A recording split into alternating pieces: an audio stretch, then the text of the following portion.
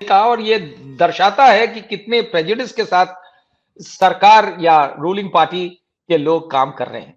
बिल्कुल साफ दिखता है और पार्लियामेंट की कमिटीज का भी जो है एक तरीके से फसाड है, जो रियलिटी में वही हो रहा है जो शीर्ष नेतृत्व चाहता। क्यों सतीश जी? देखिए, जो आशुतोष जी ने कहा कि जो संवैधानिक संस्थाओं का कानूनी उपयोग करते हुए वो उसमें आप कोई इधर उधर का कोई चीज निकाल नहीं सकते, उसमें तो आपका फंसना तय है। दरअसल लाठी भी सरकार के पास है, भोंपू भी सरकार के पास है। तो जो भी आवाज उठाएगा और जो भी भोंपू से चिल्लाने की कोशिश करेगा और खुद अपने गलत जगह पे रहेगा, मतलब वो कुछ गलत ही कर गया या कुछ ट्रैप पे फंस गया या कुछ उसने लूपहोल छोड़ दिए, तो ये हश्र होगा, हो रहा है, हो गया। महुआ मोइत्रा के बारे में हम कह सकते हैं कि आवाज से, आंकड़े से, तर्क से, ज्ञान विज्ञान से बड़ा जबरदस्त पिछले 2-3 साल में मोदी सरकार पर हमले बोल रही थी। और उसमें भी अगर आप अडानी वाले मामले में थोड़ा सा ज्यादा बोलने लगेंगे और खुद आप जो है इस तरह के लॉगिन वगैरह दे देंगे तो आपका फंसना तय है। मैं इस पे एक चीज कहना चाहता हूं कि हम लोग इस पे कुछ कानूनी रूप से बात नहीं कर सकते क्योंकि she is on wrong foot, there is no doubt. अभी तक तो यही लगता है। पैसे लिए कि नहीं ये हम ना आप बता सकते ना हम बता सकते। हाँ, जो पैसे की बात है तो एक चीज मैं बार बार बोलता हूं, मैं फिर बोलूंगा कि पैसे आजकल के डेट में सब ले दे रहे हैं, लेकिन उसके तरीके हैं। वो तरीके में अगर आप नहीं हैं, उसमें आप फंस रहे हैं, तो फिर आपका फंसना तय है। आप ये समझ लीजिए कि पैसा जो है, आप क्या कहते हैं, चुनाव कैसे लड़ा जाता है?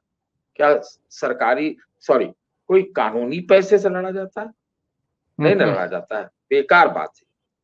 तो आपको बहुत उसमें इनको महुआ मोइत्रा को अगर अपना उनका एम्बिशन इतना है तो बहुत ऊंचा और बहुत तरीके से खेल करना चाहिए था। एक बात मैं सिर्फ यही कहना चाहता हूं कि देखिए, मैं इस बात से लेके थोड़ा सा अचंभित था कि शुरुआती दौर में ममता बनर्जी ने, मैं नहीं समझता हूं कि महुआ को उतना सपोर्ट किया। एक साइलेंस था उनकी तरफ से। हाँ, ये बात तो है।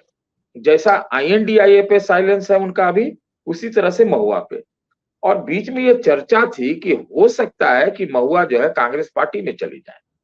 तो सीधे बंगाल में एक ममता के सामने जो है एक पर्सनालिटी खड़ी हो जाती। हो सकता है कारण पार्थो में भी आप देखा होगा आपने कि पार्थो जो उनके नेता थे, जिनके यहाँ वो अभी जेल में ही शायद, उसके उनके मामले में भी ममता चुप रही, है ना।